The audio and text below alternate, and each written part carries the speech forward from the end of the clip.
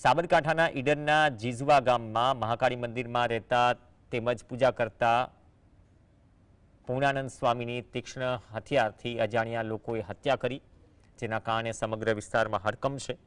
પોલીસે આ મામલે ગુનો નોંધી ટેકનિકલ સર્વેલન્સ સહિત ડોગ સ્ક્વોડની મદદ લીધી અને તપાસ શરૂ કરી છે. ગામે જે મહાકાળીનું મંદિર છે, છેલ્લા 6 વર્ષથી પૂર્ણાનંદ સ્વામી સેવા પૂજા કરતા હતા. પોલીસે પણ ગંભીરતાથી તપાસ કરી છે.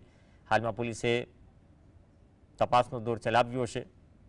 કારણ હજુ સુધી કોઈ સામે આવ્યું નથી. લોકોમાં આ ઘટનાથી ખાસી નારાજગી અને પોલીસના પેટ્રોલિંગ પર પણ સવાલો ઉઠી રહ્યા છે. હાલ જે આ ગુનો છે એને ડિટેક્ટ કરવા માટે થઈને અમારી સ્થાનિક ઈડર પોલીસની ટીમ તેમજ એલસીબી અને એસઓજીની વિવિધ ટીમો સીસીટીવી ફૂટેજ તથા ટેકનિકલ સર્વેલન્સ અને હ્યુમન ઇન્ટેલિજન્સના માધ્યમથી ગુનો શોધવા માટે